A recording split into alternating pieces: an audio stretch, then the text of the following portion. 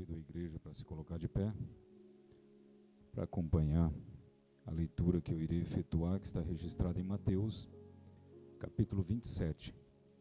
Mateus 27.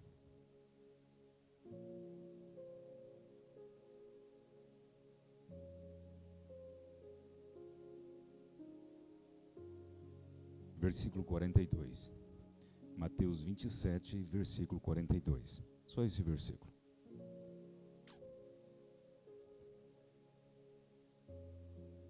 Amém? Glória a Deus. O texto diz assim: salvou os outros e a si mesmo não pôde salvar-se. Se é o rei de Israel, desça agora da cruz e creremos nele. Podeis assentar. Glória a Deus. Meus irmãos, eu costumo dizer que toda atividade religiosa, para que ela tenha eficácia, para que ela alcance o seu objetivo, é fundamental que creiamos, que tenha fé naquilo que estamos fazendo. Então, como a fé é uma virtude da qual há uma preocupação muito grande dos textos sagrados em mencionar que nos últimos dias poderia, há uma indagação, haveria fé na terra nos últimos dias, é uma virtude que pode ser escassa frente às mazelas humanas, porque quanto mais o homem mergulha nas suas misérias, certamente as virtudes que Deus imprimiu na humanidade, ela vai perdendo. De modo que é fundamental falar delas, discorrer alguma coisa sobre elas. E nós somos beneficiados por Deus nesse quesito. Nós somos alcançados pelo Criador na condição, na situação, no momento mais deprimente das nossas vidas. A humanidade se encontrava, a condição era a seguinte: cheirava mal as narinas de Deus, fedia, causava ânsia no nosso Criador. E aí Cristo se manifesta trazendo salvação. Ele vai dizer que o escritor Mateus vai registrar que nas bandas de Zebulon e Naftali eles estavam mergulhados no abismo, na escuridão. E Jesus veio para trazer um alívio, para trazer o socorro, para trazer o escape. E essa narrativa da cruz, ela é interessante demais, porque salta aos olhos pelo menos duas lições importantes. Qual seja o nível, a grandeza do amor de Deus e a miséria humana embutida num único ato está presente. Mais uma vez eu repito, o nível da grandeza do amor de Deus embutido no mesmo ato e a representação máxima da miséria humana. Na cruz nós encontramos isso. Temos que ler isso, temos que encontrar isso na cruz. E Cristo subiu ao Calvário para nos justificar. E essa justificação é pela fé. Certa vez eu preguei aqui, dizendo que, e aí eu faço ênfase, o que eu disse hoje para a juventude, que a santidade, hoje nós tratamos acerca da santidade, e a santidade, ela ainda que possa ser sinônimo de segregação, separação, mas ela não pode trazer o mesmo sentido. A palavra no campo semântico não pode trazer o mesmo sentido de apenas separar, porque Jesus foi santo, separado, mas esteve presente na vida dos aflitos e dos perdidos. Então você, na aplicação da santidade, você não pode ser apenas segregado. E essa aproximação de Cristo na cruz, ela foi tão grande, tão maravilhosa, que só sobrou para nós uma coisa: ter fé para crer em Cristo. Uma vez eu disse aqui que Cristo se aproximou tanto do homem pecador, do homem doente, do homem caído, perdido, inimigo de Deus. Ele se aproximou tanto para colocar o pecado sobre si da humanidade, que é a representação da vergonha na cruz, não é dele, é nossa.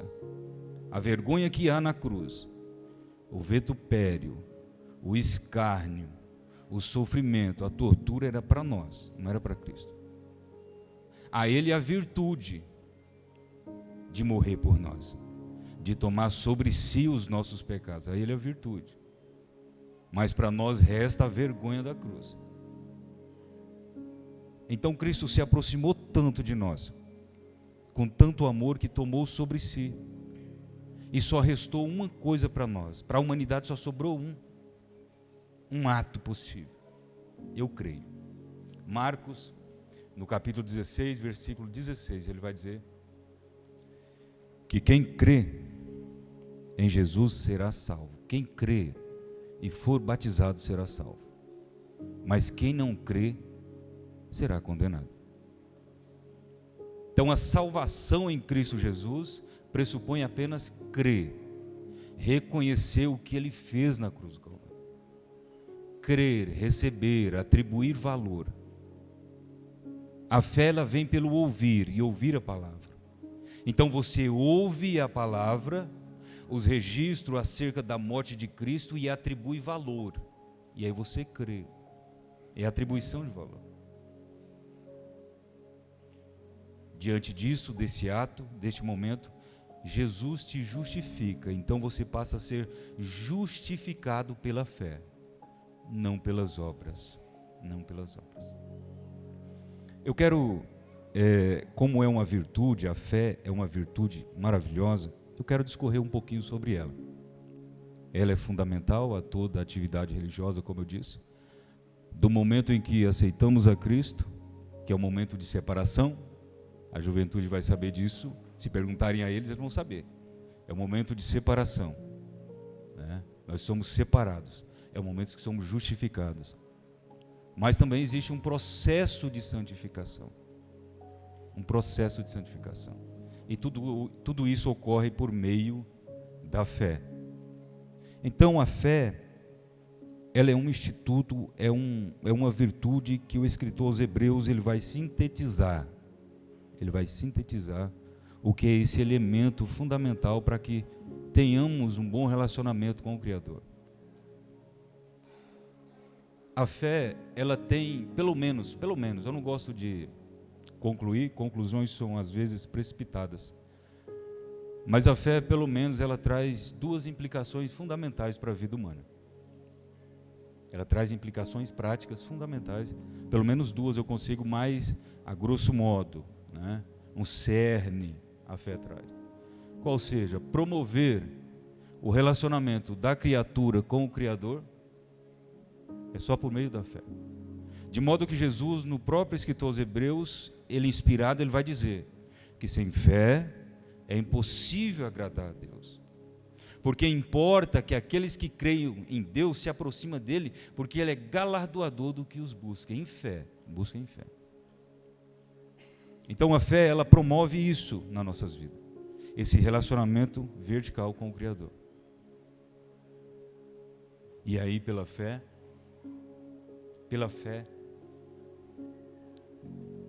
Noé recebeu muito alento quanto ao seu futuro, porque foi previamente avisado e escapou do dilúvio.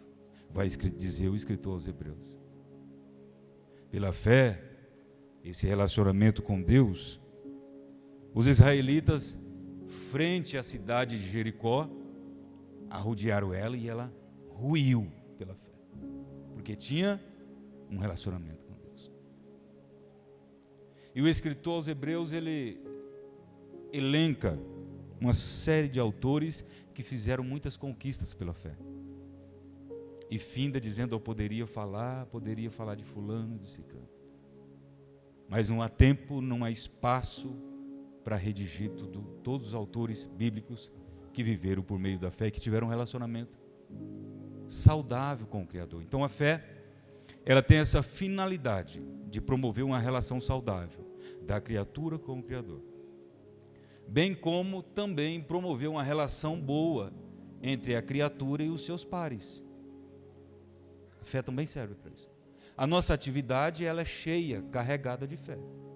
Precisa ter fé, né? O pastor ligou hoje para mim, mandou uma mensagem para mim, E esse ato dele só é possível ocorrer por conta da credibilidade que há, o mínimo de credibilidade que há entre nós. Não é mesmo? Precisa acreditar, precisa saber que há condições para você falar para a noiva. Não é mesmo? Precisa de condições mínimas para poder falar para a noiva do Cordeiro. Então as relações pessoais, elas são regadas de fé, de modo que ela não pode ser exercida de outro modo. Mas o escritor aos Hebreus, ele é feliz em dizer o seguinte: a fé é o firme fundamento das coisas que se espera.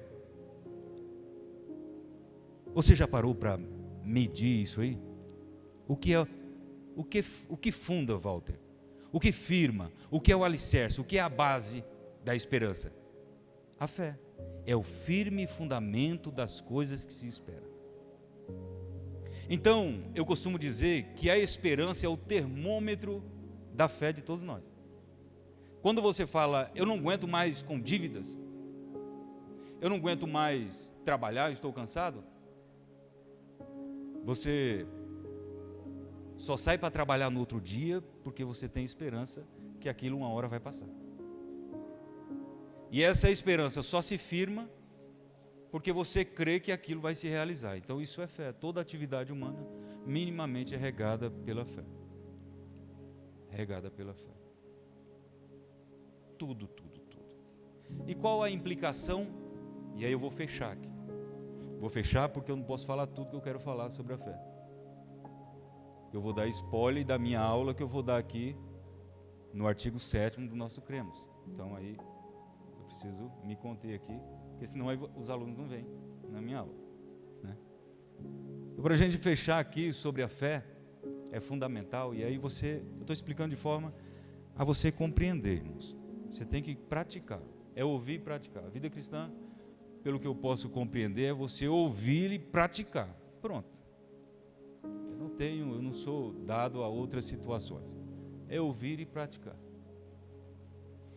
Então a fé, as implicações que ela dá na prática é o seguinte: você tem crido mais em quê? Qual o seu objeto do crer? Em que você tem apresentado a sua fé? Pondo a sua fé. Em que você tem colocado a sua fé?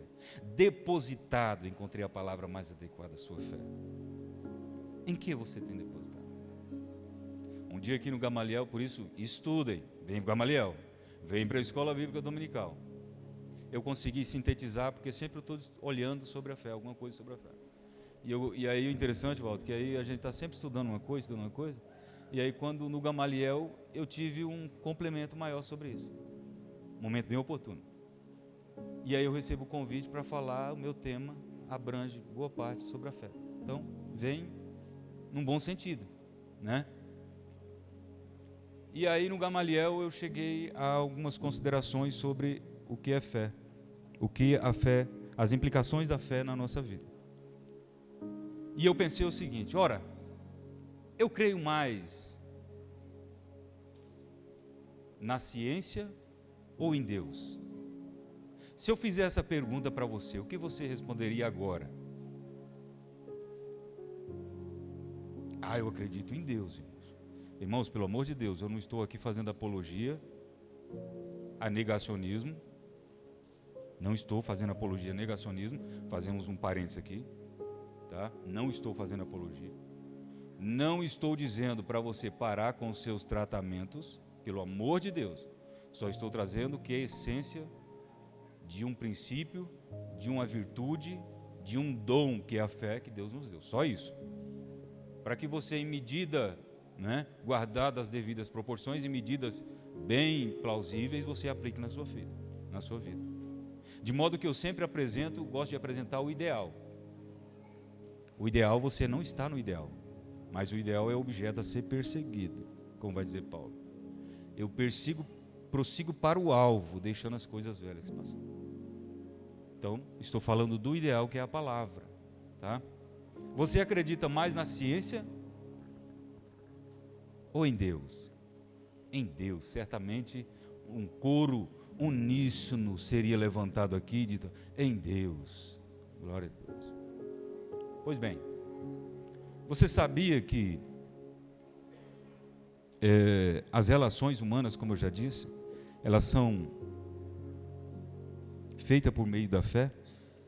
E você sabia, quando foi escriturar essa igreja aqui, quando compraram e foram escriturar, o documento dessa igreja que produz fé pública, de modo que alguém um dia quiser comprar esse imóvel aqui, ele tem credibilidade que é da igreja mesmo. Ele pode ir no cartório de registro de imóvel e dizer, não, é da igreja mesmo, porque ele tem fé pública, porque os atos dele produziu fé pública. Por isso que eu digo, toda atividade pressupõe fé. Fé pública. Você sabia, quando você foi na concessionária comprar o seu carro, você precisou crer que ele não vai debulhar no meio da estrada? Ou você já parou, alguém já parou para pensar, vocês são motoristas, já parou para pensar que sua moto, seu carro pode debulhar na estrada? Por que você não pensa isso? Porque a indústria automobilística e com suas tecnologias promoveu um produto e expôs a exaustão aos testes, a fim de que quando ele estiver na loja, alcance de você a fé, a crença de que não vai te causar dano. Não é isso? É um método. O método gera a credibilidade. A credibilidade. O método gera credibilidade. Isso são as implicações da fé na vida, mano. Antigamente, se eu voltar a 40 anos atrás, e aí eu vou fazer figa para vocês aqui, para quem não tem bigode, tá? Se eu voltar 40 anos atrás e eu fosse na venda do Edmilson, e vocês fossem na venda comigo do Edmilson, o fio do meu bigode teria mais validade do que a palavra de vocês. Porque havia uma certa confiança, né? Uma certa confiança. Fulano, né? Fulano é ele. Então isso é credibilidade. As relações humanas, e aí ele confiava em você, ia crer em você, não é mesmo? Não é, irmãos? Eu não estou falando uma verdade? Não é verdade. Quando você está aqui diante do templo, desce do seu carro, da qual você não questionou. Você não questionou a indústria automobilística quando comprou o seu carro, quando anda nele, você nunca olhou por fora e falou, será que não vai se esbagaçar? Você não questiona. E aí você chega nesse templo, isso aqui é um projeto arquitetônico, cheio de aparatos tecnológicos, pode pegar fogo ou não, mas você também não questiona isso. Porque tudo foi testado exaustivamente a fim de auferir a sua fé, a sua credibilidade, você ir lá possuir e gerar o conforto para você. Então a fé nas relações humanas gera isso. Aí eu volto à pergunta, você crê mais na ciência ou em Deus? Só para refrescar a sua memória. Outra pergunta é, por que então quando se chama, o presbítero chama você para orar aqui na frente, você não crê? Ou crê duvidando como as ondas do mar? A pergunta de novo, você crê mais em Deus, no milagre de Deus, no que Deus pode fazer na sua vida, ou na ciência? Então as pessoas, irmãos, elas acreditam muito pouco em Deus. Elas são como ondas que vai e vem. A fé não está condicionada, irmãos. A fé não está condicionada às intempéries da sua vida. Ao que você está sofrendo, a doença, a fome, ela não está condicionada a nada disso. Ela está condicionada a uma situação racional, de que a sua emoção está na garganta, você está sem aguentar. Agora imagina Paulo nas suas viagens missionárias, se ele fosse agir pela emoção. Paulo era um saco de pancada, meu querido. Era um lixo social. Paulo era um lixo social. Só vivia apanhando, porque o prazer de Paulo era estar todas as vezes que a sinagoga abria, Paulo de repente era o primeiro a entrar na sinagoga, para questionar os judeus, e ele não aguentava e descia o sarrafo no apóstolo. Uma questão racional de você decidir, olha, não, eu vou continuar servindo aqui, independente. O que está faltando para você ter mais fé? Está faltando para você a prática, o exercício da prática. Os discípulos no barco, naquele evento em que as ondas do mar se levantou, eles ficaram atônitos e preocupados, logo mandaram chamar Jesus.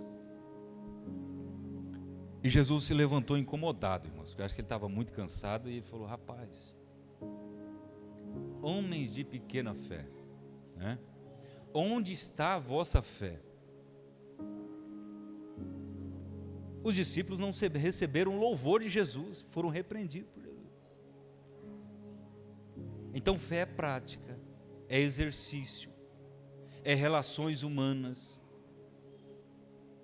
com credibilidade, relações humanas com credibilidade,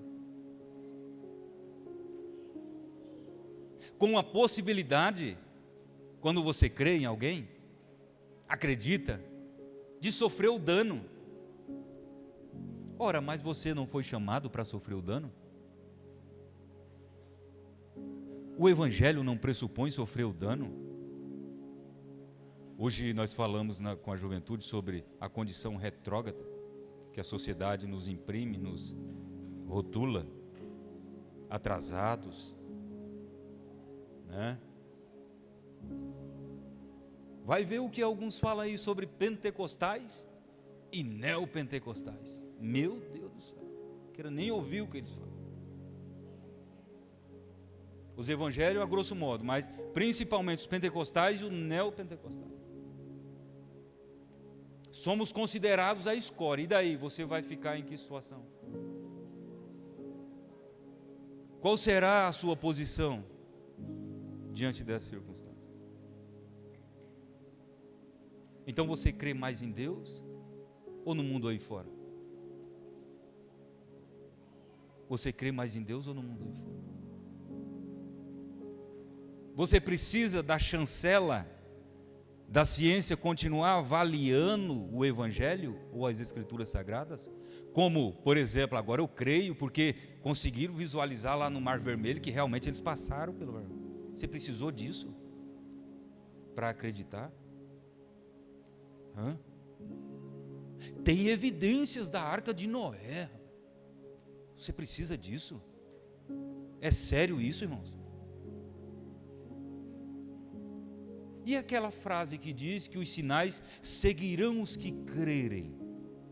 Você consegue compreender isso? O sinal segue você, então você age por fé, não por vista. Um dia eu disse aqui que Gideão depois passou a ser um bom exemplo a ser seguido. Mas quando ele faz a questão do velo de lã, né? Aquela situação ali, ele precisava ver. E Deus, como é misericordioso, falou: eu vou cuidar do garoto.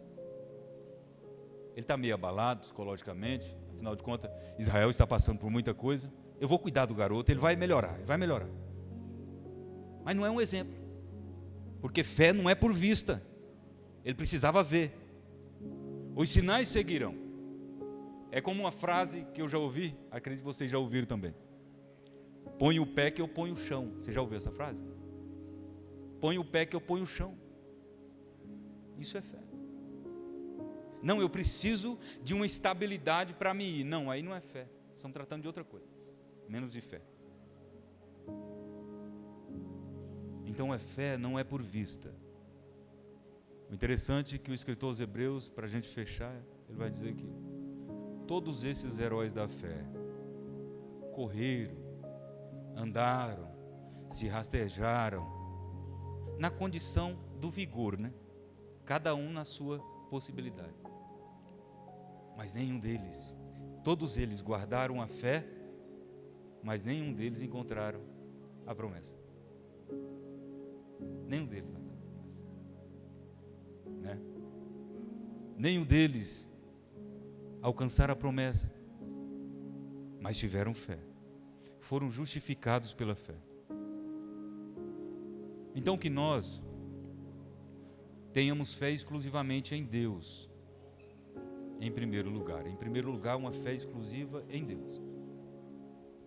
Depois, num segundo momento, nas nossas relações, para que elas possam ser verdadeiras, para que elas possam ser puras, a gente também possa atribuir valor na conduta dos nossos pares, do nosso próximo.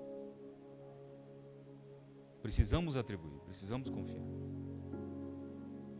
Ainda que por mais obscuro e mais fundo seja o poço que a pessoa se encontra, precisa ser atribuído fé.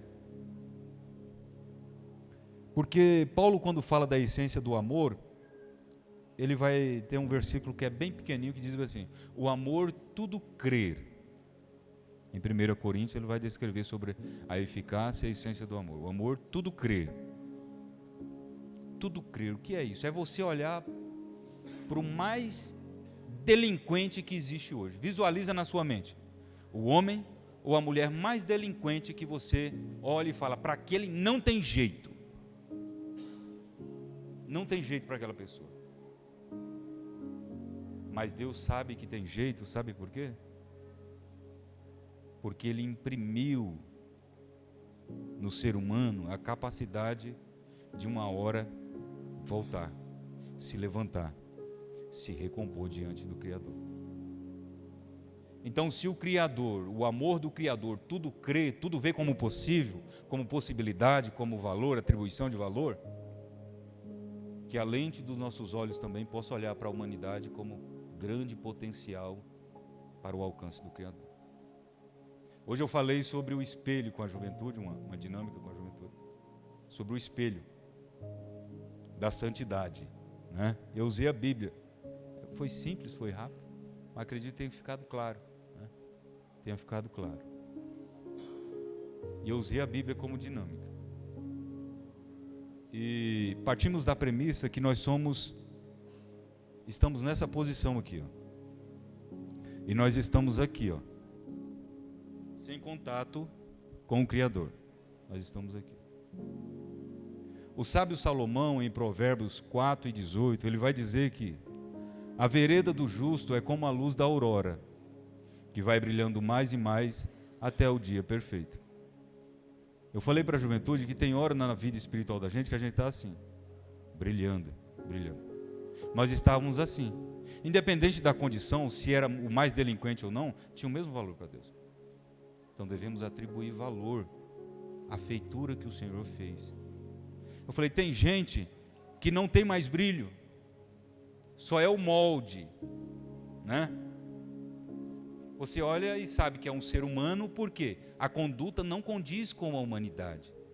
Mas você sabe que é um ser humano porque tem biologicamente todo uma feitura, um modelo. Temos um molde. Mas não há. O inimigo das nossas almas já cegou essa pessoa por inteiro. E aí a nossa vida é assim, a gente vai brilhando, aí tem um momento que tudo vira casaca, a gente volta de novo. Mas a questão é a gente ir brilhando, brilhando, brilhando, brilhando até o dia perfeito. Vai dizer o sábio Salomão. E aí, como disse o nosso irmão na fala dele sobre o contato nosso com Deus, nós o veremos assim como Ele é. Porque enquanto o espelho está virado, Walter, o reflexo é para os demais. Mas quando o espelho fica aqui, o reflexo volta. Nós conseguiremos visualizá-lo como Ele é. Então a fé, o exercício, a prática de vida, as virtudes que o Senhor colocou em nós é para ser exercida com amor, acreditando que o próximo, independente da sua condição, também tem possibilidade de ser alcançado por Cristo. Esse é o segundo momento do exercício da fé. O primeiro, o nosso relacionamento com Deus. O segundo, o nosso relacionamento com as pessoas, sabendo que sempre são potenciais para ser alcançado pelo nosso Criador. Meus irmãos, que Deus em Cristo vos abençoe, vos dê sabedoria, condições, para que nós possamos continuar. Até que condições a Bíblia descreve que a gente deve continuar? Até a unidade, não é mesmo? Então nós estivemos aqui por fé, cada um louvou, deu o seu testemunho, falou das grandezas de Deus com a finalidade de chegarmos à unidade da fé. Que nós porfiamos por isso, busquemos por isso. Em nome de Jesus. Amém? Deus em Cristo os abençoe.